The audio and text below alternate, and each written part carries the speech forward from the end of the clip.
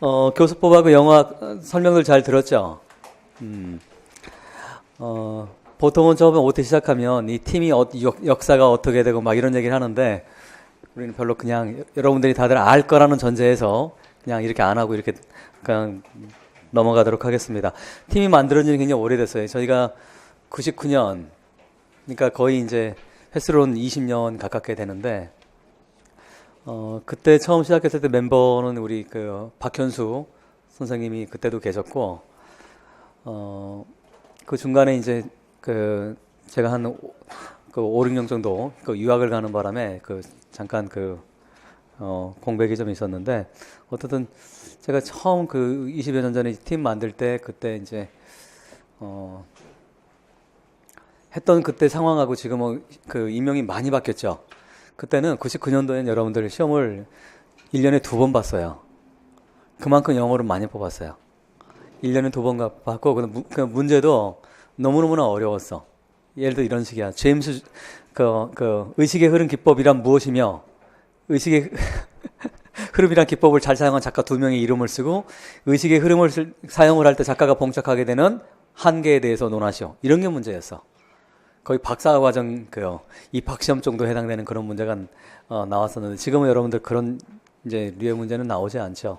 지문 안에서 가능하면 유추할 수 있는 그런 문제가 출제가 되는데 저희가 처음 그때 그 팀 있을 때 저희 유사한 시기 때 팀들이 그때 저희 팀 포함 3개 팀이 있었어요. 그때 이제 윤도영 팀이라고 아마 들어봤나 모르겠어요, 여러분들. 그 윤도영 선생님 팀이 있었고, 그 다음에 케빈 선생님 팀이 있었어요. 이 세 팀이 이렇게 있고, 그 다음에 이제 한참 후에 이제 이러저러한 팀들이 이제 막 대거 이제 등장을 하고, 현재 노량진에는 16개 팀이 있습니다. 근데, 해마다 막 나왔다 사라지고 나왔다 사라지고 이렇게 많이 하니까 저도 잘 모르겠어요. 같은 업계에 있는 사람조차도 모를 정도로 이렇게 해서 부침이 심한데 어쨌든 그래도 그 윤팀이라던가 그 캐팀은 저는 그 아주 뭡니까 그래도 20년을 지탱하면 아주 이름 있는 팀들이에요. 그러니까 중요한 팀들이죠. 그런 팀들도.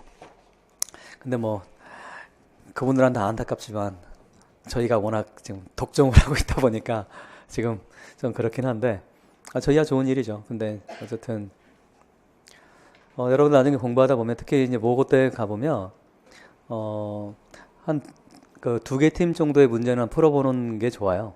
그러니까 그래서 점검을 서로 해보는 것도 나쁘지 않으니까 그때 되면 여러분 자료들도 많이 구할 수 있고 하니까 그때 꼭 뭡니까 이거 아니면 죽겠어 이렇게까지는 할 필요는 없습니다. 모고 때는 다양하게 풀어보는데 그렇다고 너무 많이 풀어보는 건 좋지는 않아요. 왜냐하면 그 문제의 질식이 될 수가 있어요. 그리고 각 팀마다 문제를 접근하는 방법이 다르기 때문에 막판에 가서 전혀 다른 접근을 하는데 문제를 풀어보다 보면 더 헷갈릴 수가 있어요. 그러니까 보통 한 개만 더 이렇게 풀어봐도 저는 충분하다고 생각을 합니다. 그렇다면 그때는 어떤 윤팀이라든가 캐팀 정도에서 여러분들이 문제를 같이 풀어보면 여러분들한테 도움이 될 거라고 생각을 합니다. 그래도 가장 많이 공부를 하는 팀들이기 때문에 여러분들한테 추천을 해드릴 수가 있습니다. 자, 그러면 이제 우선 문학과 일반 영어 잠깐 봅시다. 맨 뒤쪽에 실어놨는데 49페이지 정도 가보시기 바랍니다. 49페이지. 여러분들 거는 46페이지 정도에 나와 있겠구나. 46페이지, 47페이지. 버전이 조금씩 다르긴 한데 여러분들 47페이지짜리가 있고 49페이지짜리가 있을 겁니다. 근데 아마도 다시 출력한 건 47페이지에 나와 있을 거라고 보는데 47페이지죠? 5페이지? 6페이지? 그렇구나. 이게 조금씩 달라요. 제 거는 49페이지 뭐 이렇게 되어 있는데. 자, 어쨌든 거기 보시면 영민문학 이렇게 되어 있죠. 이런 쭉쭉 보세요. 거기 보면 과거 기출문제 개괄적 분석 이렇게 되어 있는데 과거라고 하는 건 뭐냐면 2009년에서부터 2013학년도 5년간은 그때는 여러분들 객관식 문제였어요. 그래서 그때는 시험이 1차, 2차, 3차까지 있었어. 우리나라 시험에서 5급 공무원 시험은 3차까지 있습니다.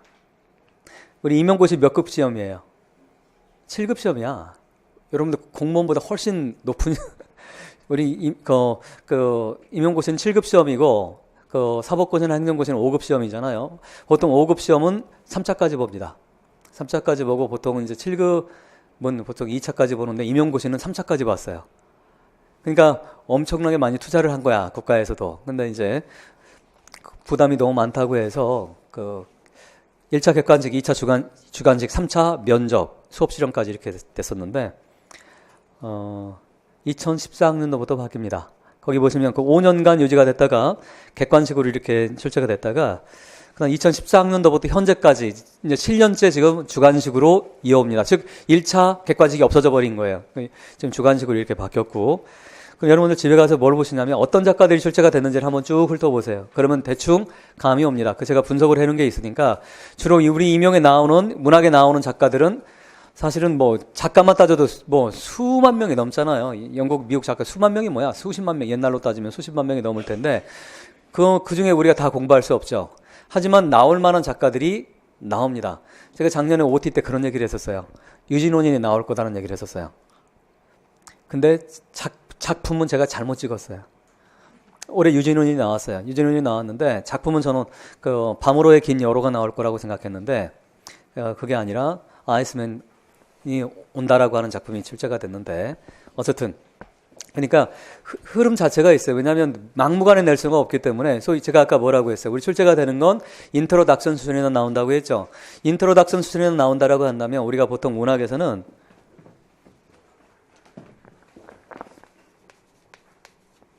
캐논에 해당되는 작가들이 주로 출제가 돼요. 나중에 이것도 자세하게 설명할 겨를은 없는데, 여러분들이 알고 있는 소위 문학사에서 이름 들어볼 만한 작가들. 자, 예를 들어서 20세기 하면 뭡니까? 소설에 누가 있어요? 제임스 조이스, D.H. 로렌스, 그 다음 버지니아 울프. 이런 작가들이 있죠. 이런 소위 말하는 정말 누구나 다 인정하는 이런 작가들을 우리가 클래식이라고 표현하기도 하고, 문학용어로 캐논이라고 합니다. 정전이라고 하는 건데,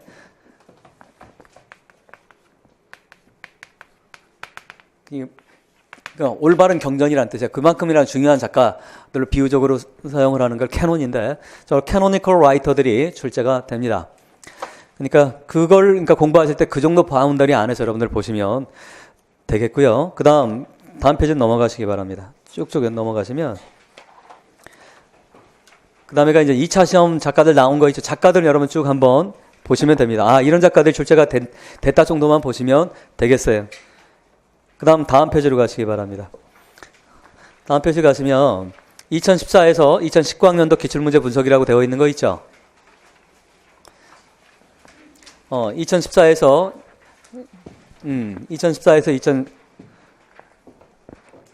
2019학년도까지 여러분들 50페이지입니까? 50페이지. 다른 버전으로 가지고 계시면 51페이지일 수도 있는데 50페이지 보시기 바랍니다. 거기 보시면 이제 이게 뭡니까? 지금 현재 유형이에요. 지금 현재 유형으로 보는 거, 현재 유형으로 주관식으로 보는 서답형이라고 표현되는 주관 유형으로 바뀐 뒤에 나온 게 여러 작가들이 쭉쭉 등장을 하죠. 알만한 작가들이 있죠. 데이비드 토로우라던가, 그다음 뭐 토마스 하디라던가, 호손이라던가, 에드워드 올비라던가 이런 작가, 즉 나올 만한 작가들이 등장을 합니다. 이건 나중에 여러분들 한번 본 수업 시간 한번 자세하게 한번 그때 겨를이 되면 설명을 해드릴 수 있을 텐데. 그 다음에 올해 2019학년도 보시기 바랍니다. 2019학년들이 19학년도가, 2015학년도에 나왔던 그 형식으로 나왔어요. 2015학년도로 올라가시기 바래요. 2015학년도 보시면 시, 소설, 드라마 이렇게 나와 있고, 또한 뭐가 또 출제가 됐어요. 소설이 이렇게 또 출제가 됐죠. 소설이 2개가 출제가 됐어요. 보통 소설이 2개가 출제가 되면 사실 시험이 그렇게 쉽지는 않습니다. 왜냐면 올해 여러분 기출본은 사실 독해가 쉽지가 않아요. 특히나 올해는 17세기 후반에 사용되는 영어들이 막 보통 그런 게 나오면 출제 뭐를 주냐면 노트라고 해가지고 주석을 주거든. 지금 사용되지 않는 단어들의 의미들이 있기 때문에. 하지만 이번 올해 시험은 주석조차 하나도 주지 않았어요. 하나도 주지 않고 옛날 표현들을 현대판으로 바꾸지도 않고 그냥 원문 그대로 작가의 다니엘 디포의 작품이 그대로 다 나왔어요.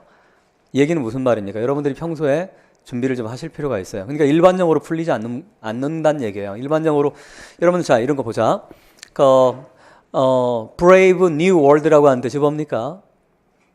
Brave 아는 단어지? Brave New World.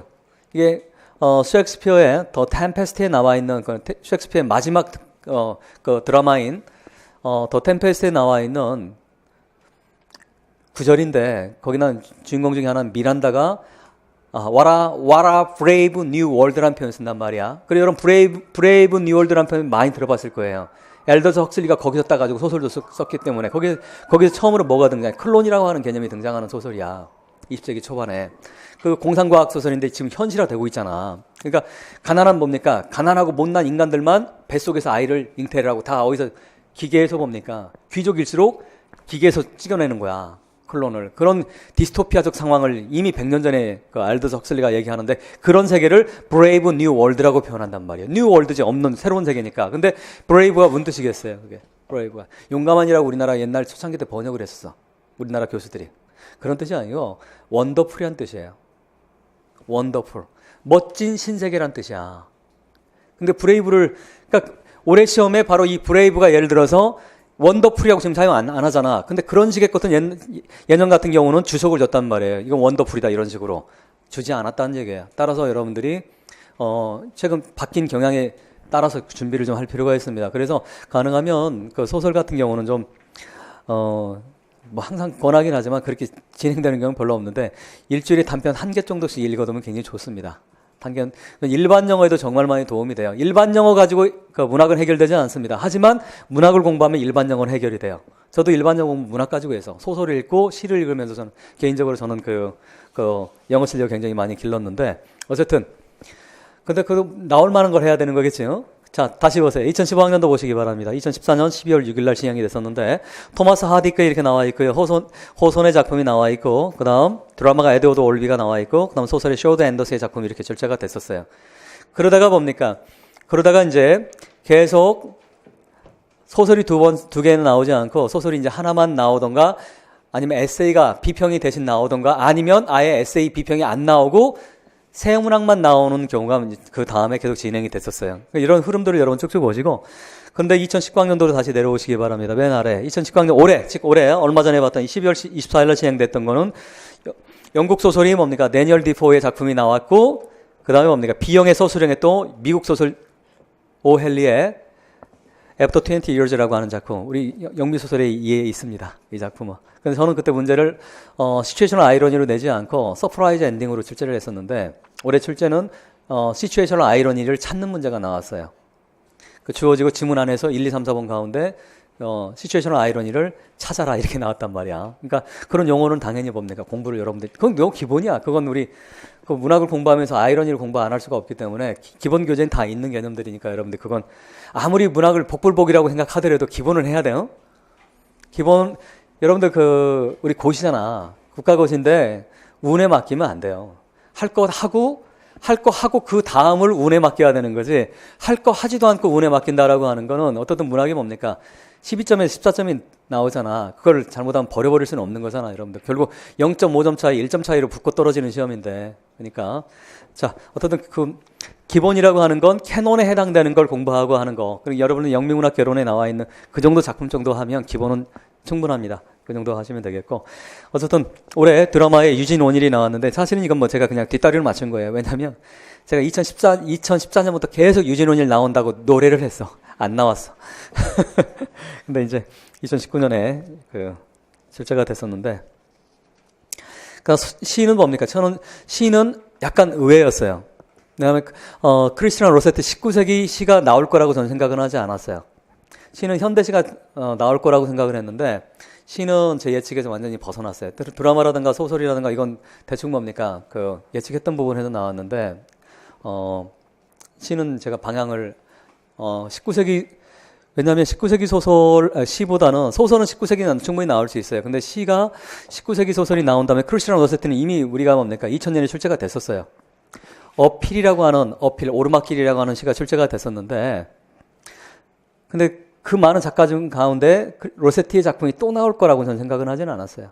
근데 이제 어쨌든 출제자가 그렇게 출제를 했습니다. 그렇다고 이 작가가 안 나올 작가가 나왔다는 건 아니에요. 굉장히 중요한 작가인데 이 작가 말고도 좋은 작가들이 많은데 현대 특히나 시에서는 20세기 작가들 좋은 작가들이 많은데 그런 작가들이 출제가 되지 않았었습니다. 작년에 현대시 작가가 출제가 됐었죠. 사운드 앤 센스에서 출제가 됐었는데 그래서 시는 여러분들 오다모다에도 시는 우리 교과서가 있어요. 사운드 앤 센스입니다. 사운드 앤 센스는 기본적으로 뭐 거기서 출제가 되든 작년에 출제가 됐지만 출제가 되든 안 되든 사운드 앤 센스에 나오는 시들은 우리가 소위 말하는 이 정도는 하고 봐야 된다라고 하는 시들이에요. 그건 미국 같은 경우는 사운드 앤 센스가 고등학교 졸업하려면 반드시 봐야 되는 교재입니다. 그래서 거기에 나와 있는 시들이 짧아요. 그래서 우리 임용시험이라든가 SAT라든가 이런 시험에 최적화된 그런 작품들이에요. 예를 들어서 T.S. 엘리엇의 더 웨스트랜드 위대한 작품이에요. 황무지라고 하는 작품 굉장히 중요한 작품인데 거기서 나올 항주는 저는 거의 없다고 봐요. 왜? 어떻게 출제가 돼? 200페이지 이런 시를. 불가능하죠. 따라서 아무리 좋은 시라고 하더라도 출제가 가능하지 않으면 우리는 공부할 필요는 없습니다. 임용을 위해서. 학문할 땐 필요하지만 제가 모두 얘기했지만 우리는 학문하는 게 아니라 시험을 보는 거기 때문에 전략적으로 시가 일반적으로 뭡니까? 나오는 거 10줄에서부터 보통 30줄 사이에 해당되는 것들 우리가 출제가 된단 말이죠. 그러니까 거기에 해당되는 작품들 특히나 우리 임용에서 가장 선호하는 건 14줄짜리가 가장 선호가 됩니다. 이걸 소넷이라고 하는데 그래서 그 사운드 앤 센스에 보면 소넷이라든가 이런 걸 중점적으로 많이 다뤄져 있어요. 그러니까 그 작품, 그 교재는 여러분들이 상반기에 좀 공부를 좀 해두면 좋습니다. 사운드 앤 센스 정도는 공부를 하셔야 그래야 시를 어떻게 감상하는지에 대한 이해를 좀 할 수가 있어요. 그러면 누누이 강조하지만 일반 영어 가지고 시 해석되지 않아요. 시와 소설은 일반 영어 가지고 되지 않기 때문에 따로 공부를 여러분들이 할 필요가 있습니다. 네, 어쨌든 시는 이렇게 로세티에 출제가 됐고요. 소설은 뭐 나올 작가가 나왔고요. 오헬리와 디포가 이렇게 나왔습니다. 이것도 여러분 작품 누가 이런 게 나왔구나 정도는 쭉 파악하시기 바랍니다. 대다수가 어떤 작가들이다? 거의 뭡니까? 8, 90%가 캐논에 해당되는 그런 작가들입니다. 우리 문학사에서 배우는 위대한 작가라고 하는 사람들이 출제가 됐었어요. 그리고 다음 페이지 보시면 제가 구체적인 분석을 쭉쭉 해놨습니다. 구체적인 분석을 쭉 해놨으니까 여러분들이 2019년, 2018년 정도까지만 여러분들 집에 가서 한번 읽어주시면 되겠습니다. 시간 없으면 2019년만 읽어도 상관없습니다. 그렇다고 그렇게 시간 없을까? 어떻든 이 기출이라고 하는 우리 길이잖아. 길이기 때문에 여러분들 나침반 역할을 하는 거니까 좀 한번 읽어보시면 되겠습니다. 그런 다음에 뭡니까? 다음 페이지에 보면 3번에 영문학 서답형 시험 대비 전략 이렇게 나와 있죠.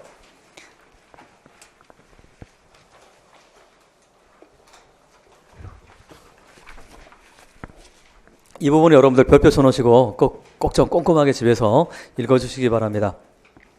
거기 보면 제가 출제가 되는 것들 뭐 이렇게 두 번째 줄 보시기 바랍니다. 두 번째 줄. 거기 두 번째 줄 오른쪽 끝에 보시기 바래요. 두 번째 줄에 오른쪽 끝에 구체적으로 이렇게 나와 있죠. 즉 어떤 게 출제가 되는지에 대한 걸 제가 이제 분석을 해놓은 게 있는데 여러분들이 보시면 첫 번째 뭡니까? 반드시 해야 되는 거 뭡니까? 어떤 게 나오더라? 이건 올해 처음 만든 게 아니라 이건 제가 2009년 이래로 바뀌진 않았어요. 거의 시험제도가 거의 틀이 유사하기 때문에 거기 보시면 뭐가 나옵니까? 항상 나오는 것들이 있어요. 리터러리 디바이스가 나옵니다. 올해는 그 중에서 뭐가 나와요? 시츄에이셔널 아이러니가 이렇게 출제가 됐었고 그 다음 보통 심볼과 메타포가 많이 출제가 되는데 어떻든 올해는 아이러니가 출제가 됐었어요. 그런 걸 보통 우리가 리터러리 디바이스 또는 레토리컬 디바이스 뭐 이런 식으로 얘기를 하는데 이건 자세하게 설명할 겨를은 없고 이런 게 있구나 정도만 여러분들이 인지하시고 본 수업 시간에 자세하게 다룹니다. 그 다음 뭡니까? 두 번째, 문학의 기본 요소들을 작품 속에 문학의 기본 요소라고 하는 건 세팅이라던가 캐릭터라던가 이런 걸 기본 요소라고 얘기를 합니다. 그래서 문학 기법, 즉 리터러리 디바이스와 기본 요소를 구별할 줄 알아야 되는 거예요. 즉 리터러리 엘러먼트와 리터러리 디바이스를 구별하는 것이 여러분들 우리 문학의 기본 이론 공부하실 때 하셔야 되는 그런 작업이 되겠어요. 그 다음 이제 구체적으로 뭡니까? 테마가 내용이 어떤 게 출제가 되는지 거기나 가로로 되어 있는 거 1번 뭐라고 되어 있습니까?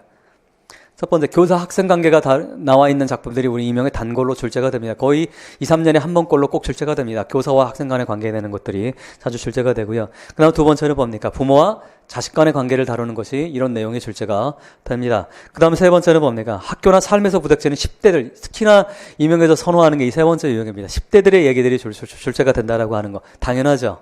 왜 당연합니까? 여러분들이 사실 시험 정확하게 이해하지. 우리는 뭘 보는 사람들이라고? 교사 뽑는 시험을 하는 사람들이에요. 교사 뽑는 임용고시야. 그러면 뭡니까? 여러분들이 당장에 현장에 투입되면 몇 살짜리들 80살? 70살? 아니지. 몇 살짜리들이야. 10대 아이들, 그다음 10대 아이들이 심리를 뭡니까? 문학을 통해서 이해하는 그런 것들이 우리 임용에서 출제가 된다라고 하는 거. 너무 당연한 얘기죠. 그 다음에 또 뭡니까? 4번 보세요. 인생에 희망을 주는 내용들. 이런 것들로 이것도 결국 누구한테 가르치라는 거야? 여러분들이 배워서. 10대 아이들한테 보이스 비 앰비션 뭐 이런 거 있잖아. 뚱땅지 같은 뭐 이런 거 어떻든 희망은 날개 달린 새야 뭐 이런 것들이 좋은 시들이 있잖아요. 아이들이 지쳐있고 힘들 때 용기를 줄 수 있는 그런 시들도 우리 인명의 출제가 됩니다.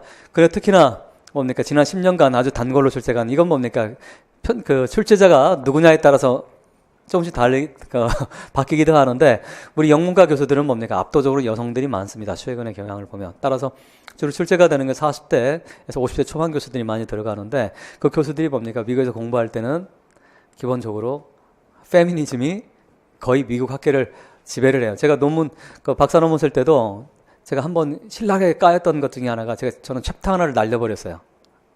1년 가깝게 쓴 거 하나 통과가 안 돼가지고 한 챕터를 제가 박사 논문에 결국 빼고 썼는데 젠더의 문제였어요. 저는 나름대로 그 페미니즘적 입장을 취했다고 생각했는데 저희 심사위원 선생님들이 두 분이 여성이셨는데 아주 싫어하시더라고요. 그 이유가 뭐예요? 제가 자신이 없어서 분석할 때 여성 캐릭터를 분석을 하지 않았어요. 그랬더니 저는 그게 왜냐면 제가 모르는데 아는 척 하는 거는 그 학문적 태도가 아니라고 생각해서 그냥 그렇게 했는데 세상엔 남자만 살지 딱 그러시더라고요. 아, 그때 정말 그 칼바람이 부는데 제가 이제 솔직하게 얘기했죠. 제가 그 한계가 있어서 그랬더니 한계가 있으면 공부를 해야지. 맞는 말씀이죠. 그래서 제가 고개를 숙이고 그냥 챕터 하나를 60페이지짜리 60배 그냥 날라버렸어요. 어쨌든 그러니까 여러분들 자 우리 뭡니까 영문학에서는 페미니즘은 빼고는 얘기될 수가 없습니다. 따라 기출을 보시면 알아요. 여러분들 얼마나 페미니즘이라고 하는 것이 우리 영문학에서 중요한 개념인지를 너무 당연하죠 사실은. 자 그 다음에 이제 특히나 요즘에 최근 들어서 많이 강조가 되는 게 그 2008년 이래로 그다음에 2011년 이래로 Occupy Wall Street라고 하는 미국에서 큰 운동이 벌어졌는데 그 이래로 미국 자본주의 문제를 다루는 작품들이 소설이나 시에서 이렇게 출제가 최근에 뭡니까 2, 3년에 한 번꼴로 출제가 됐었어요. 2년 전에도 출제가 됐었습니다. 이거 자본주의 문제들 즉 클래스의 문제, 계급의 문제들이 이렇게 출제가 되곤 했습니다. 그 다음에 이제 거기 나와 있는 그 7번 생태주의 이건 뭡니까 소설보다는 시에서 많이 출제가 됩니다. 생태주의라고 하는 건 내가 어느 날 산에 가는데 길을 가는데 거기에 뱀이 한 마리가 죽어 있더라. 뭐 이런 것들 있잖아. 또는 사슴이 한 마리 죽어 있더라. 이런 거에서 인간과 테크놀로지 그다음에 누구와 자연과 즉 인간 테크놀로지와 자연과의 서로 간의 컨플렉트, 충돌을 다루는 그런 작품들이 또한 우리의 인명에 자주 등장을 하기도 합니다. 자, 이게 그 개괄적으로 보면 뭡니까? 우리 인명에서 내용적으로 이런 것들이 출제가 되고, 자, 범위는 어디가 출제가 되더라? 캐논에 해당되는 작가들이 출제가 되고, 그 중에서도 이런 작가들이 나오면 어떤 것들이 나오더라? 이런 그 작가들 가운데서 이런 내용들을 다룬 것들이 출제가 된다라고 하는 것을 여러분들이 유념하시면 좋겠습니다. 거기다가 이제 제가 거기다가 이제 대비 전략도 4번 이러저러 쭉 썼는데 여러분 꼭 읽어 주시기 바랍니다. 쭉쭉 읽으면 좋겠지만 시간이 별로 없으니까 여러분들 그 강약을 맞춰서 진행을 하도록 하겠습니다. 그 다음에가 그 강의 계획 쭉 나와 있는데 여러분들 그냥 쭉쭉 한번 읽어보시면 되겠어요. 자, 그런 다음에 58페이지 거기 기출 보시기 바랍니다. 2019학년도 문학 기출문제 이렇게 나와 있는데 이건 여러분들 풀지 마시기 바래요. 풀지 마시고 지금 풀지 마세요. 의미가 없어요. 여러분들이 기본 이론 공부를 한 뒤에 풀어야 이게 여러분들 것이 되는 거지. 지금 읽어봤자 뭡니까? 오히려 기출문제만 날려버리는 꼴이 돼버려요. 그러니까 풀지 마세요. 풀지 마시고 흐름이 이렇다는 것 정도만 여러분들이 그냥 알아두시면 충분합니다. 특히 답 보지 마시기 바랍니다. 답 보면 나중에 풀고 나서 어디선가 내가 본 것 같아. 답 본 거지. 그건 착각을 하게 되니까 여러분들 굳이 뭡니까?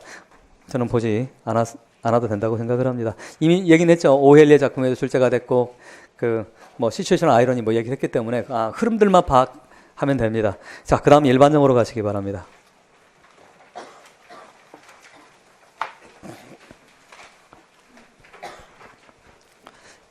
그 일반적으로 보시면,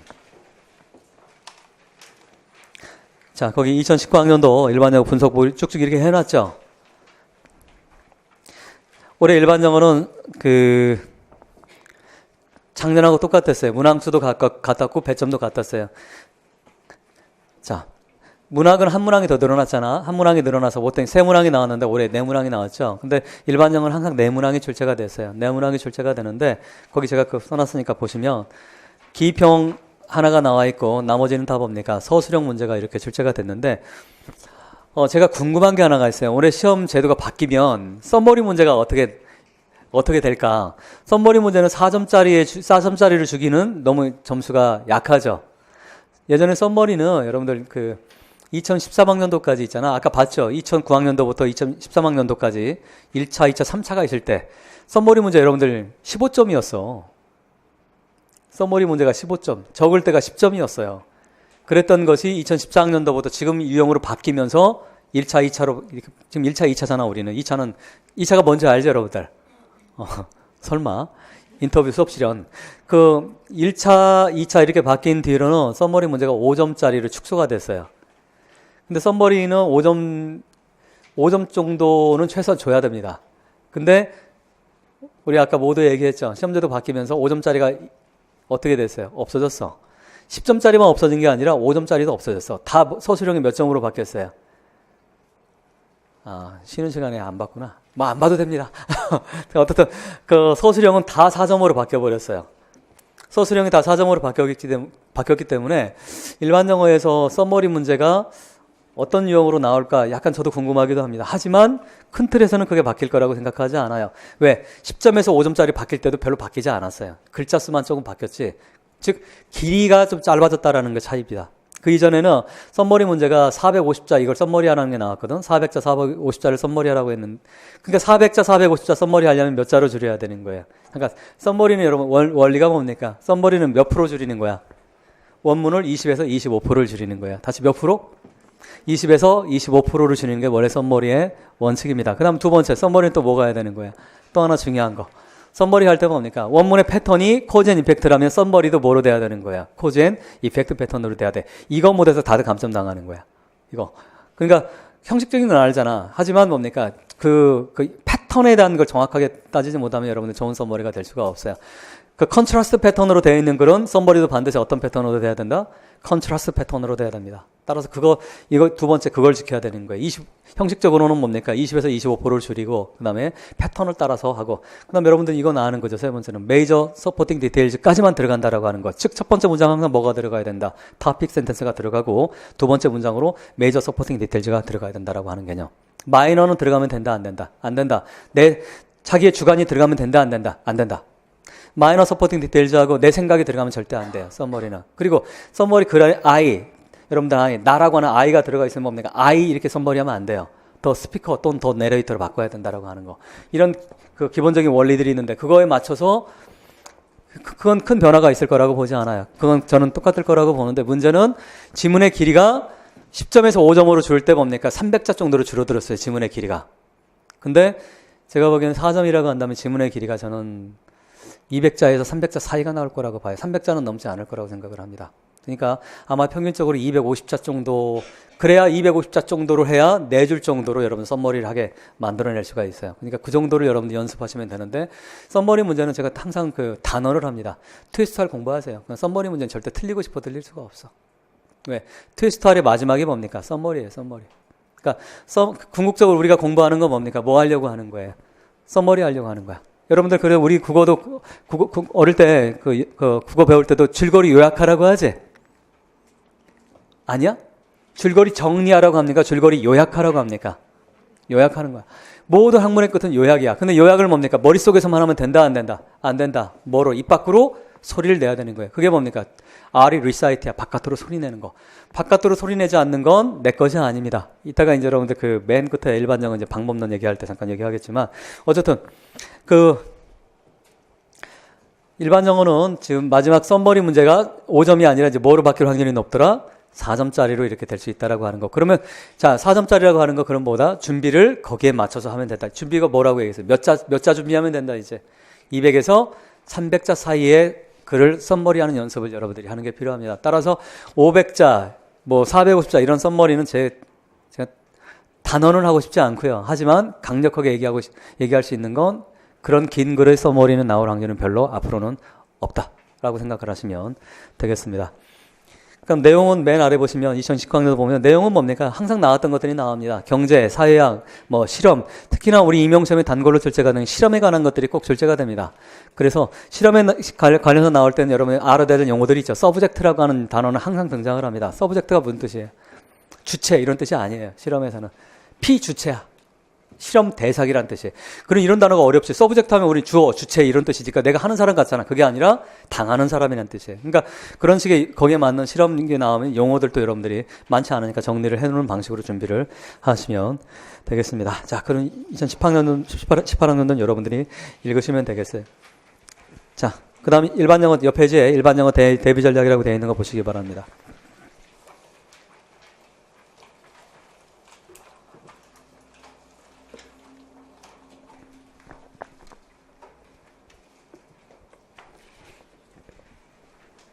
자, 오늘 5시까지 끝내주기로 약속을 했기 때문에 지금 하여튼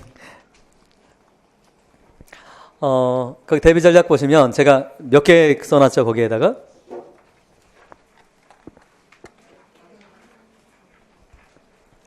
10개죠. 꼭 뭐 10개일 필요는 없지만 그래도 우리는 뭐 꼭 맞추고 싶잖아. 9보다 11보다는 10 하면 뭔가 딱 떨어지는 느낌이 있지 않아요? 거기 보시면 그 첫 번째 뭐라고 돼 있어요? 자, 큰 소리 읽으세요. 졸린데. 자, 큰 소리로 자, 시작.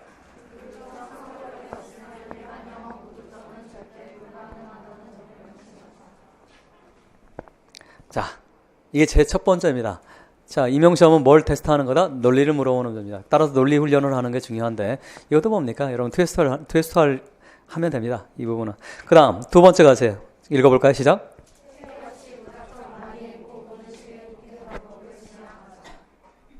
그래서 뭡니까? 이걸 해결하는 방법은 패턴 중심의 읽기를 하시면 됩니다. 맨 아래 제가 써놨습니다. 패턴 중심의 읽기. 거기에 둘 돼 있는 맨 아래 마지막 문장에 패턴 중심의 읽기. 이거 굉장히 중요합니다. 사실 트위스트할에서 가장 핵심은 뭐냐면 패턴을 찾고 패턴 가지고 여러분들 뭐 하는 거? 썸머리를 하는 게 바로 트위스트할의 가장 핵심이에요. 그게 가장 핵심이고. 그 다음 셋 읽어볼까요? 자, 이건 아까 제가 모델 얘기를 했죠. 자, 그 다음 4, 네 번째.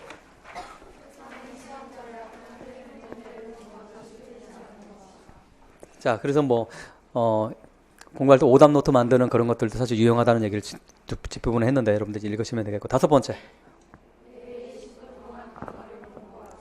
자, 중요한 건 주 7일이 아니라 주 며칠입니까? 안식일은 쉬시기 바랍니다. 자, 주 6일간 하시면 돼요. 주 6일간. 자, 단어를 공부하자 이렇게 되어 있죠. 단어를 외우자가 아니라 뭐라고 되어 있어요? 다음 줄에 반복하자고 되어 있지. 하나의 단어를 며칠 동안? 같은 단어를 16일 동안. 그러니까 이런 만만치 않은 얘기예요. 오늘 10개 했으면 다음 날은 뭡니까? 20개. 다다음 날은 30개. 다 이렇게 되는 거야. 그러면 앞에 첫 번째 했던 건 16일째 되면 여러분들 제가 말씀드렸죠. IQ 88만 넘으면 16일째 되면 뭡니까? 처음에 했던 것이 머릿속에 다 들어와 있어요.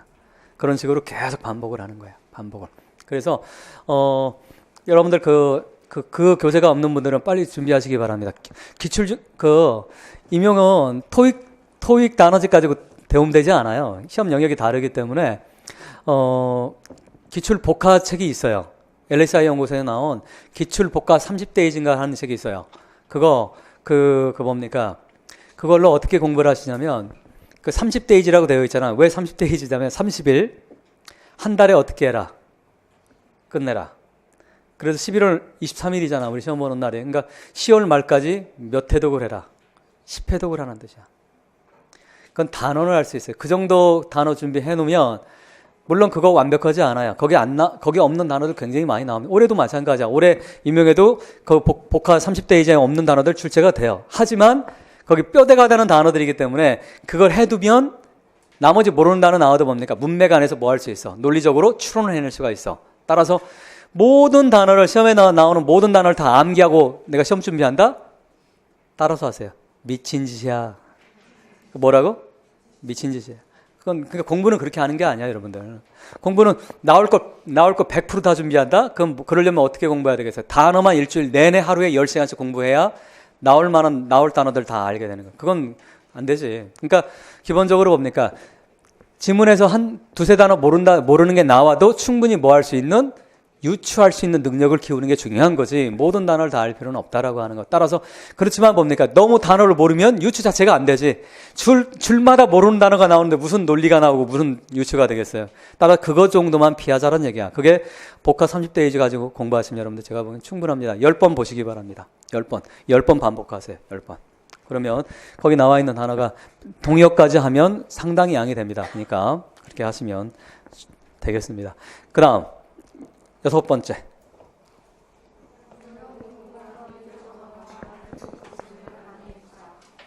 자, 해결책은 뭐로 해라? 영미 단편을 어떻게 해라? 1, 2주 사이. 즉 1주에 하나 읽는 건 만만치가 않아요. 하지만 2주에 하나 정도는 읽어보자라고 생각하시면 되겠습니다. 나중에 말씀드릴게요. 어떤 작품을 읽어야 되는지. 그 다음 7. 뭡니까?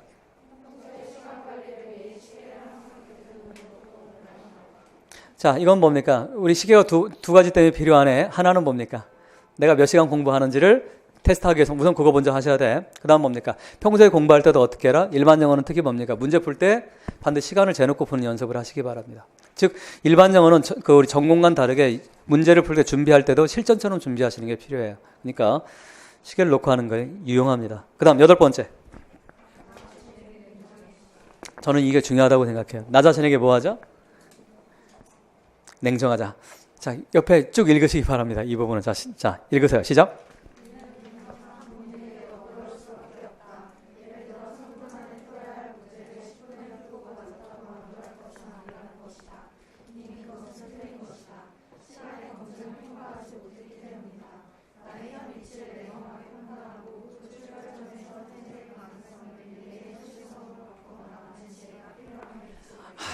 제가 대학에서 지금 박사과정 예술철학 강의를 하거든.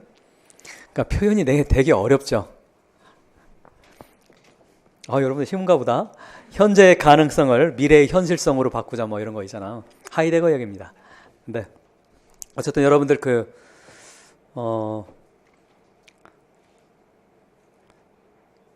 나중에 시험 한 달 남겨놓고는 그때 내가 다른 얘기 할 거예요. 그때는 여러분들한테 인생에서 뭡니까? 더할 나위 없이 너그러워질 필요가 있어요. 시험 한 달 남겨놓고는.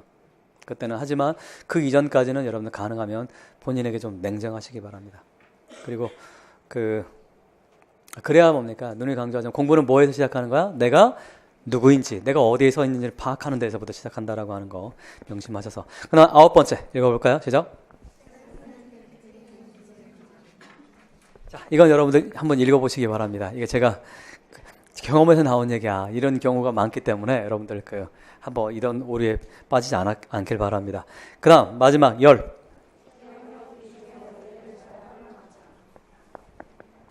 자, 오늘 하려고 하는 얘기는 마지막입니다. 이 부분. 여러분들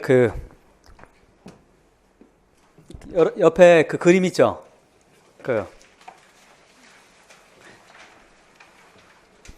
커너블 러닝이라고 하는 게 있지. 이거 콘이잖아, 이거 삼각형 이거. 거기 보시면, 이거 제가 얘기한 게 아니라, 많은 뭡니까? 뇌과학자라든가 인지과학자들이 하는 얘기예요. 이거 나온 지 오래된 원리예요. 오래된 원리인데, 어떤 사람이, 자, A라는 사람이 하루에 단어를 1개를 외워요. 근데 B라는 사람은 단어를 3개를 외운다고 합시다. 1개를 외우고 3개를 외워. 그러면 A한테는 하루가 24시간이라고 한다면 B는 하루가 몇 시간이에요? 이 사람은 계산이 잘 안 돼? 미안합니다. 마지막까지 산수를 해서 자, 24 곱하기 3이면 72시간이지. 이 사람한테는 하루가 24시간이라고 한다면 이 사람한테는 하루가 72시간이에요. 그러면 여러분들 어차피 제가 아까 첫 번째 시간에 얘기했던 부분이 있죠. 우리한테 주어진 시간은 얼마가 주어져 있어? 1년에 2200시간 정도가 주어져 있어요. 어차피 투입되는 시간은 같아. 여러분들이 눈이 IQ 다른 건 무시하자고 했지. 별 차이 안 나니까. 그러면 어차피 1년에 우리가 투입할 수 있는 시간은 맥스로 이 정도 투입할 수가 있어요. 2000에서 2200시간 투입할 수 있는데, 그러면 이 방식이 있고 A가 하는 방식이 있고 누구의 방식이 있어요? B가 하는 방식이 있죠. 그러면 여러분들 이 시험에 단기간에 임용고시라고 하는 시험에서 얘와 얘가 누가 합격할 확률이 높겠습니까? 이건 물어보나 마나지. 누가 합격할 확률이 높겠어요? 얘겠지? 얘는 뭡니까? 얘보다 몇 배를 하게 되는 거예요. 3배를 하게 되는 거지. 여러분들 A가 되고 싶어? B가 되고 싶어? B가 되고 싶지. 그럼 바보가 아니란 B지. 하지만 문제는 뭐냐? how지. 도대체 어떻게 해야 이게 가능할까?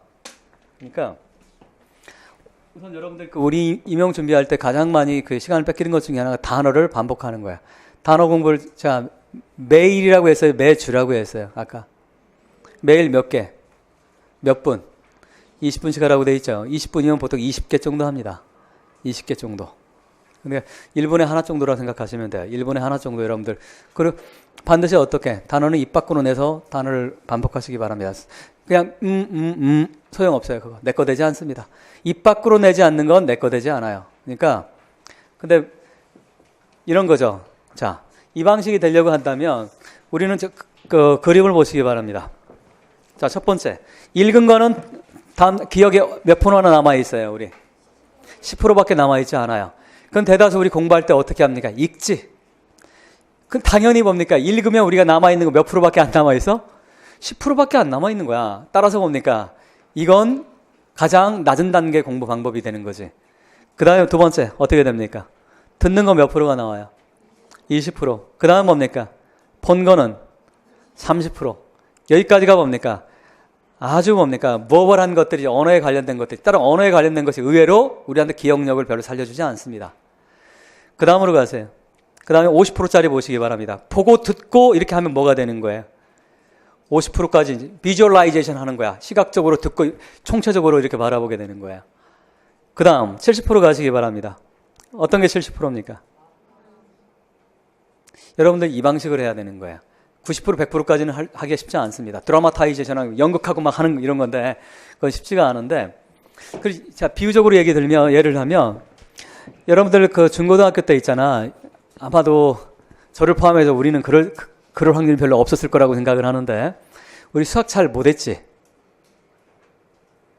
솔직해지자니까 나 자신에게 냉정해지자고. 여러분들 우리가 수학을 좋아했으면 아마 이과를 갔을 거예요. 그죠? 수학은 그냥 뭡니까? 가까이 하기엔 너무나 먼 당신이지. 근데 수학 같은 경우가 여러분들 아마 학교 다닐 중학교 때나 고등학교 때 친구가 여러분들한테 가르쳤던, 한번 도움을 줬다든가 아니면 여러분들이 또한 뭡니까? 중학교 때 친구들한테 수학을 가르쳤던 때가 있었을 거라고 생각해. 살면서 한두 번의 그런 경험이 있었을 거라고 생각하는데 가장 효과적인 방법은 뭡니까? 여러분들 수학이나 영어도 물론 마찬가지예요. 그거. 실제로 내가 혼자 공부 잘하는 아이가 혼자 공부해가지고 혼자 하는 것보다 이 아이가 누구를, 자기보다 못하는 아이를 티칭을 해줄 때 있지. 이럴 때가 뭡니까? 훨씬 기억이 오래 남습니다. 그 원리는 이거야. 지금 얘기했죠. 내가 혼자 읽는 거하고 뭡니까? 듣고 걔와 인터랙션을 할 때는 뭡니까? 맥스로 50%까지 이렇게 남아요. 근데 거기다가 그 아이를 가르치기 위해서 고민을 하지. 고민을 하니까 뭡니까? 어떻게 하면 쉽게 해볼까? 어떻게 하면 이런 고민까지 하나? 그럼 약간의 뭡니까? 연극적 요소까지, 퍼포먼스까지 가미가 돼요. 그럼 몇 프로까지? 70%까지 남아요. 그래서 가장 좋은, 내가 공부하기 위해서 가장 좋은 방법은 남을 가르쳐 주는 겁니다. 그래서 가르쳐 줄 때, 즉 입 밖으로 나오게 되는 거지. 가르쳐 줄 때 뭡니까? 남한테 도움 주는 게 아니라 실제로 누구한테 도움 주는 거야? 자기 자신한테 도움을 주는 거예요. 그러면 여러분들 뭐를 해야 되겠어요? 이제 이게 원리야. 그럼 구체적인 방법론은, 실천은 어떻게 해야 되겠어? 그럼 뭡니까? 자, 우선 수업 시간은 어떻게 해라? 자, 수업 시간을, 여러분 수업을 듣는단 말이야. 멍하고 있으라고 했어요? 그러지 말라고 했어요? 끊임없이 뭐를 해야 된다? 선생님하고 대화를 해야 돼. 얘기하잖아. 하는 순간, 그러니까 뭡니까? 만만치 않다고 얘기를 했죠? 그러니까 선생님, 저게, 저렇구나. 그래? 저게 아닐 수도 있는가? 그래? 이런 식으로 뭡니까? 끊임없이 속으로 뭡니까? 자기가 선생님하고 대화를 한다 생각하고 수업을 들어야 됩니다. 그건 연습이 되지 않으면 굉장히 힘들어요. 근데 연습이 되면 의외로 그렇게 어렵지 않습니다. 저는 그렇게 해. 어떤 강의를 계속 대화를 하는 거야. 왜 말이 뭡니까? 우리 박 선생님 빼놓고는 말이 별로 빠르지 않아요. 그러니까 박 선생님 거는 하기가 어려워. 근데 딴 과목들은 그렇지 않으니까, 그러면 그렇게 하고 나면 여러분들이 3시간 수업을 끝나잖아. 그러면 등에 땀이 나야 돼. 등에 땀이 나고 뭡니까? 에너지가 쫙 떨어져. 제가 그 얘기했지. 수업을 한 날 3시간, 4시간 집에 가서 공부한다? 그건 수업을 어떻게 들은 거다? 그냥 수동적으로 그냥 뭡니까? 소위 말하는 대화적으로 제가 TSR 기본에서 책에다 써놨지만 대화적인 방법을 해야 된다고 얘기하는데 대화적인 방법을 여러분들이 택하셔야 됩니다. 대화적인 방법을 택해서 끊임없이 그러니까 그 능동적인 그런 수업 듣는 거 그렇게 하고 나서 뭡니까? 집에 가셔서 정리할 생각하면 안 돼요. 그러니까 여러분들 우리가 공부를 하면 당일날 복습을 해야 됩니까? 다음날 해야 됩니까? 아니면 일주일 후에 해야 됩니까? 복습은 무조건 당일날 해야 돼요. 단기 기억으로 남아있을 때 내 머릿속에 뭡니까? 우리 뇌구조는 어떻게 돼 있는지 그런 얘기 많이 들어봤죠, 여러분들? 뇌구조는 뭡니까? 제가 하는 얘기가 아니야. 뇌과학자들이 하는 얘기입니다. 우리 뇌가 뭐가 있다고 해? 칸막이가 있다고 얘기하죠. 서랍이 있다고 얘기하잖아. 그렇대요, 뇌가. 서랍이 있어서 여기에 들어갈 것이 뭡니까? 차곡차곡 정리가 되는 사람이 우리 소위 그게 바로 뭡니까? 머리가 좋은 사람 얘기를 하는 거야. 그러니까 정리가 되어 있지 않고 여기에 뭡니까? A가 들어가 B, C 막 A, B, C 이렇게 돼 있어야 되는 이게 뒤죽박죽 돼버리면 어떻게 되는 거예요? 이게 나중에 내가 의식의 영역을 끄집어내야 되는데 잘 끄집어 나와 안 나와죠. 그래서 뭡니까? 내가 머리가 나쁜 개비어라고 착각을 하는 거예요. 그래서 우리 뇌를 뭡니까? 우리가 내 집에 여러분들 그 서랍을 정리하듯이 뇌의 서랍도 차곡차곡 정리를 할 필요가 있습니다. 그 가장 좋은 방법은 당일날 배운 걸 당일날 끝내야 됩니다. 그러면 당일날 배운 거 이미 한 번 수업 시간에 배웠지? 우리 팀에서 예습을 얘기하지 않습니다. 일반 영어 빼놓고는 예습을 별로 권하지 않아요. 중요한 건 임용시험 복습이야. 예습은 별로. 일반 영어는 당연히 예습해야지. 지문이니까 풀어야 되니까. 하지만 다른 과목들은 뭡니까? 미리 풀어볼 필요 별로 없습니다. 근데 특히나 그 일열 같은 경우는 그러면 자 수업 시간에 여러분들 한번 들었지? 그럼 뭡니까? 집에 가서 걷장 다시 한번 보지. 다음 날 보려면 무슨 일이 벌어지는 두 가지 측면에서 안 좋아요. 하나는 이 뇌 서랍의 이 관점에서 안 좋고 또 한 가지는 다음 날 들으면 다음 날 공부하지 여러분들. 시간이 어떻게 될까? 2배 이상 걸려. 내가 그날 들었을 때는 그 기억이 남죠. 따라 쓸데없는 짓을 안 해도 돼요. 쓸데없는 시간 낭비를 안 하고 그냥 기억을 내가 해내서 그걸 되살리면 되는 거야. 하지만 하루만 지나도 뭡니까? 그 전날 했던 거 기억이 나지 않아. 그러면 여분의 시간이 어떻게 되는 거야? 또한 투입이 되는 거야. 제가 뭐가 중요하다고 했어, 우리는. 다시, 뭐가 중요하다? 시간이 중요해. 시간이 중요한데 뭡니까? 쓸데없는 시간을 쓰지 않는 게 중요한데 다음날, 다다음날, 심지어는 주말에 하겠다라고 복습을 해야지 생각하면 여러분들 이미 뭡니까? 이거 서랍 자체가 뒤죽박죽 돼버려. 그리고 이미 뭡니까? 뒤죽박죽 되니까 시간을 이걸 또한 되살리려면 뭐 해야 되는 거야? 다시 뒤적뒤적 해보고 해야 된단 말이죠. 그러면 뭡니까? 낭비입니다. 그래서 문학을 예를 들면 문학은 여러분들 집에 가서 3시간 수업을 들었어. 예를 2시간 수업을 들었어. 그럼 뭡니까? 일주일에 얼마 시간 안 되잖아. 그러면 당일날 집에 가셔서 딱 30분만 복습하시면 돼. 몇 분? 30, 이런 거 했구나. 이런 거 했구나. 이런 거 했구나. 이게 첫 번째 복습이야. 당일날 30분 하는 겁니다. 30분. 이상 더 길게 하지 마시기 바랍니다. 그 다음, 두 번째는 뭡니까? 언제 봐야 돼? 일요일 저녁 때 다시 보시기 바랍니다. 언제 보라고? 일요일 저녁 때 두 번째 보셔야 돼. 그러면, 자, 수업에 한 번 들었고, 그 다음 뭡니까? 당일날 복습 한 번 했고, 그 다음 일요일 저녁 때 보면, 이게 뭡니까? 장기 기억으로, 이게 차곡차곡 저장이 돼. 그러니까, 이 저장의 효과가 훨씬 바람직한 방식으로 이렇게 됩니다. 그리고 나서 나중에 뭡니까? 여러분 정리할 때 다시 바라보면 기억 한 구석에 뭡니까? 불러내는데 서랍을 열어보니까 기억에 남아있는 거야. 그렇게 되면 뭐를 하지 않아도 되는 거야. 다시 뒤적뒤적 해가면서 이게 뭐지? 이게 뭐지? 해버리면 이제 뭐가 돼버리는 거예요, 여러분들. 다시 공부해야 돼. 그러면 다시 시간 투자해야 돼, 안 해야 돼? 해야 되는 거지. 그게 바로 뭡니까? 백천백패의 전략이야. 다시 계속 뭡니까? 다시 시간을 쓸데없는데 다시 저는 쓸데없다고 표현해. 왜? 이미 뭡니까? 저 준비를 해두면 내가 잊혀지지 않을 거를 이걸 그날 약간 게을름을 피우는 바람에 뭡니까? 뇌의 서랍에 저장돼 있지 않으면 손해가 되는 거지. 시간을 2배, 3배 이상씩 쓰게 되는 거죠. 이게 뭡니까? 이게 바로 뭡니까? 이렇게 하는 것이 B가 하는 방식이요. B가 하는 방식이고 A가 하는 방식은 뭡니까? 그냥 방치해두는 거지. 방치해두는 거. 다시 적어도 일주일에 뭡니까? 수업 한 번 듣고 그 다음 뭐 하는 거야? 당일날 복습하는 거. 그 다음 언제? 일요일 저녁 때. 이 3번 정도 하면 뭡니까? 이건 뇌 창고에 여러분, 뇌 서랍에 여러분들 어느 정도 저장이 되어 있습니다. 그런 다음에 이제 언제 하는? 한 달 뒤에 있지. 한 달 뒤에 다시 한번 꺼내서 보는 거예요. 한 달 뒤에 다시 한번 꺼내서 보면 뭡니까? 여러분들이 나중에 5, 6, 7, 8 정리할 때 뭡니까? 따로 시간을 쓰지 않고 딱 이런 거였어. 이런 거예요. 시츄에이션 아이러니 이거였지. 메타버 이거였지. 메타버 심볼의 차이가 이거였지. 딱딱 나오게 되는 거야. 그러면 뭡니까? 나중에 정리 2달이면 모든 과목 다 끝낼 수 있어. 넉 달까지 갈 필요도 없습니다. 그게 공부하는 방법이에요, 여러분들. 그다음 자, 그다음까지는 여러분들 우리가 단어 있잖아요. 단어 외우는 거. 이 세상에 뭡니까? 이 세상에 있는 모든 단어는 딱 3가지밖에 없습니다. 3가지. 여러분들 엄마야 누나야라는 시 알아요? 자, 노래 한번 해볼까?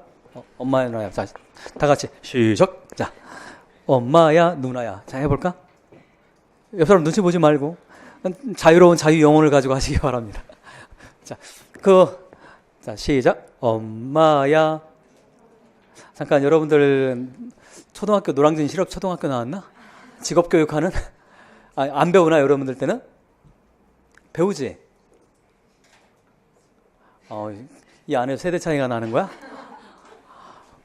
저는 어릴 때 엄마의 누나를 배웠거든, 초등학교 때. 지금도 선연히 기억이 나요, 그게. 근데 만약에 그게 원래 시잖아, 김소월의. 노래로 내가 배우지 않고 시 자체로 배웠다면 지금까지 이제 기억에 남을까? 안 남습니다. 그다음 여러분들 정지영 시인의 유명한 향수란 노래가 있죠. 넓은 벌 동쪽 끝으로 실개천이 흐르고 수학도 못하지, 국어도 못하지, 뭐 어쩌란 얘기야 지금. 자, 어쨌든 보통 뭡니까? 우리가 날것의 것으로 이성적 영역의 날것의 것으로 접근을 할 때와 우리가 뭡니까? 거기에 이모셔널한 걸 집어넣을 때 기억의 결과는 어떻게 될까요? 보통 3배 이상이 훨씬 더 오래 남습니다. 따라서 우리가 시를 그냥 외울 때보다는 뭡니까? 노래를 통해서 리듬을 주고 감정을 섞어서 하게 되면 훨씬 쉽게 외워지는 거예요. 그리고 훨씬 오랫동안 기억에 남습니다. 그래서 좋은 시들은 뭡니까? 노래로 외우는 것도 좋아요. 근데 단어도 마찬가지예요. 여러분들 제가 그랬죠. 세상엔 단어가 몇 가지 종류밖에 없더라. 이 세상에 있는 모든 단어는 딱 3가지로 나눌 수가 있어요. 카테고라이제이션 할 수 있는데 첫 번째는 뭡니까? 파지티브예요. 이 세상에 있는 단어 가운데는 파지티브. 그 다음 뭐가 있어요? 네거티브가 있어요. 그 다음에 뉴트럴이 있어. 이 세상에 있는 단어는 딱 이 3가지밖에 없어요. 여러분들 그 단어를 반복할 때 그건 어떻게 해야 되는 거예요? 처음에 해피, 행복한 이렇게 하면 안 됩니다. 우선 뭡니까? 이게 파지티브구나를 먼저 파악하는 거. 개념적으로 파악하고 이 단어 할 때 뭡니까? 파지티브한 단어들이 나오면 여러분들 빵긋 웃으시기 바랍니다. 기분 좋은 표정을 주시기 바라요. 근데 여러분들 하루 이틀에 가지고는 잘 이해가 되지 않아요. 근데 아까 제가 얘기했죠. 여러분들이 공부하는 거 날아간다. 무의식에 다 축적이 된다. 축적이 됩니다. 축적이 될 때 어큐뮬레이션이 될 때 그냥 들어가는 맨 땅에 헤딩하는 책 그냥 들어가는 것보다는 어떻게 들어갈 때 이모셔널하게 들어갈 때 훨씬 어떻더라? 3배 효과가 있습니다. 기억에 남는 거지. 기억의 저장 창고에 서랍에 그렇게 더 남아 있어요. 그러니까 파지티브한 단어가 나오면 마음껏 웃으시기 바랍니다. 그럼 네거티브가 나오면 예를 들어 경멸스러운 우리 이명의 단골로 출제가 된 디라고토리 하는 거야. 해피해가 옆 사람이 보면 미쳤나 봐 막 그러겠지만 개념치 마시기 바랍니다. 그런 식으로. 그러니까 뉴트럴은 뭡니까? 그냥 뉴트럴하게 뭡니까? 차가운 표정 지시면 되는 거야.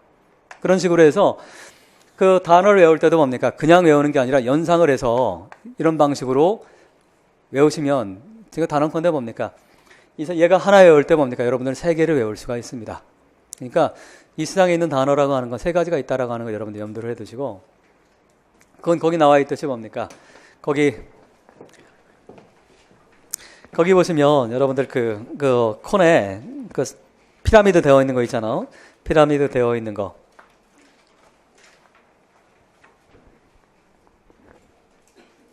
거기 보시면 기빙어 토크 이렇게 되어 있죠. 자, 이게 이제 두 번째 아까 저걸 통해서 하는 거 수업 시간에 뭐를 해라? 끊임없이 뭐를 해라? 대화를 해라. 선생님들하고 대화를 할 생각 하시기 바랍니다. 그 다음에 2번째는 뭡니까? 그렇다고 여러분들 뭐 일주일에 수업만 듣고 있을 수는 없잖아. 그 다음에 뭐 해야 되는 거야? 혼자 나는 태생이 독고다이야.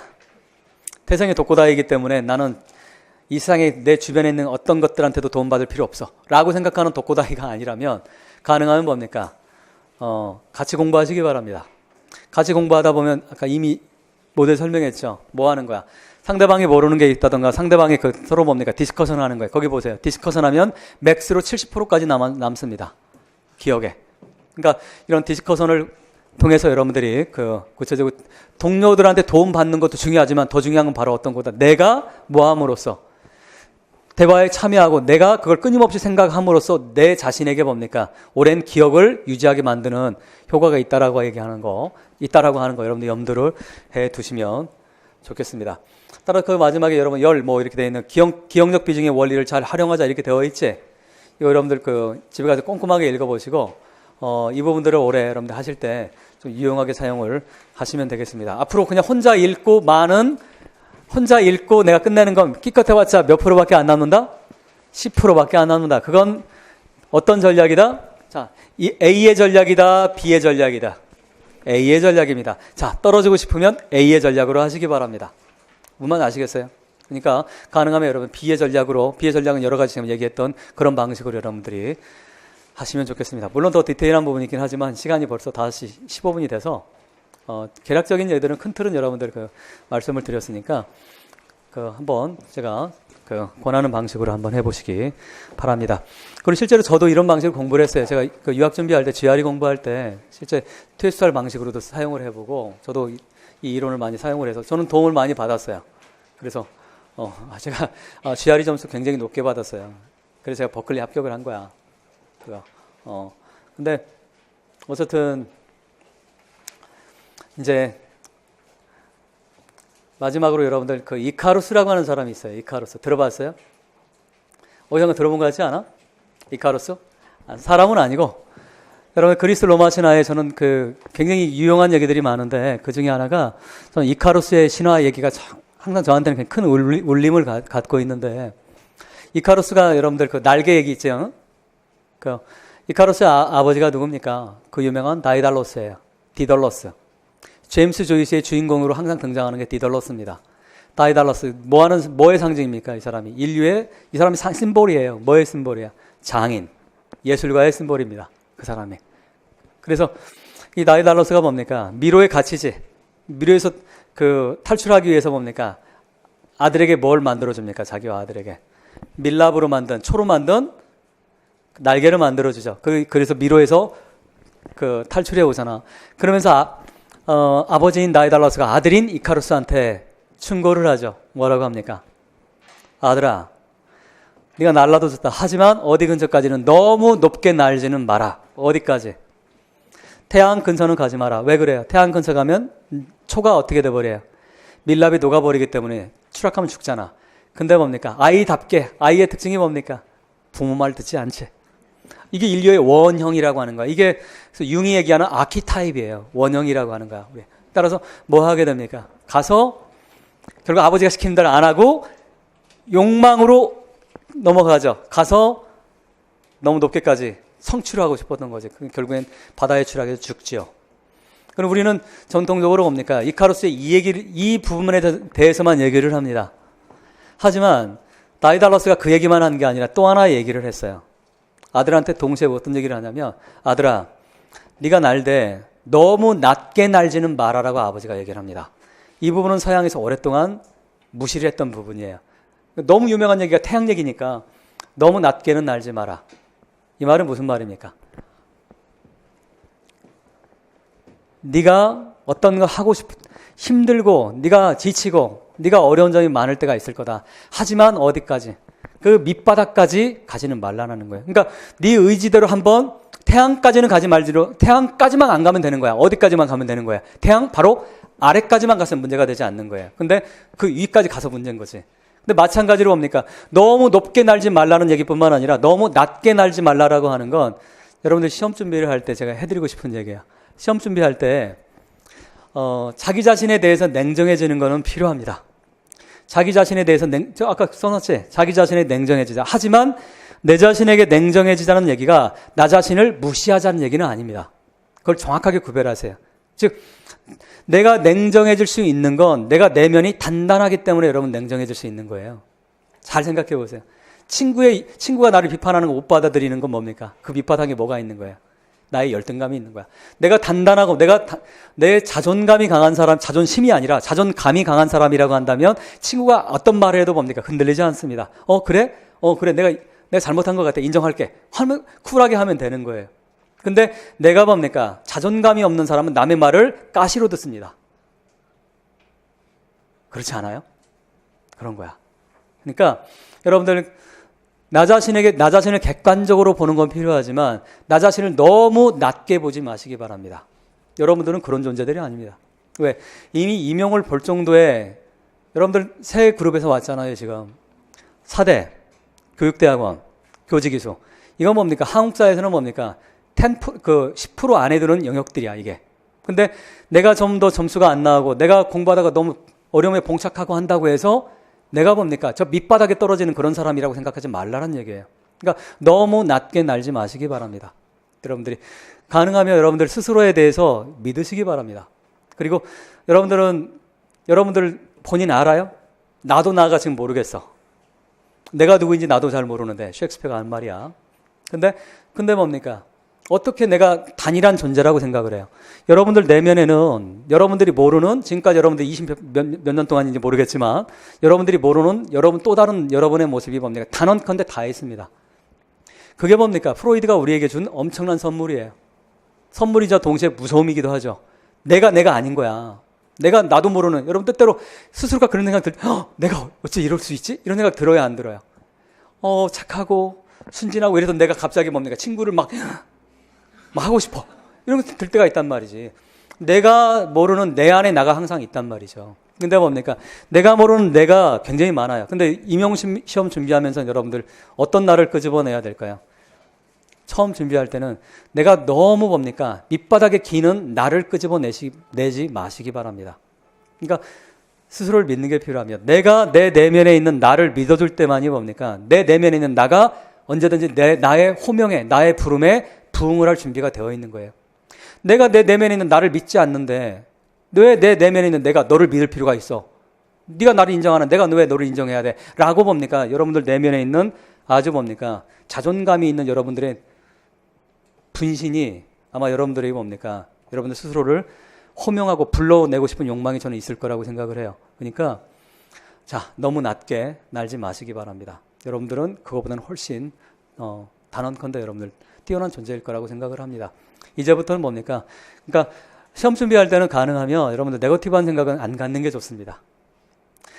내가 타고나길 네거티브한 성격 가진 사람들이 있어요, 사실은. 하지만 그건 뭡니까? 1년간 유예해 놓으시기 바랍니다. 그럼 합격하고 나서 뭡니까? 제자들한테 분풀이 풀으세요.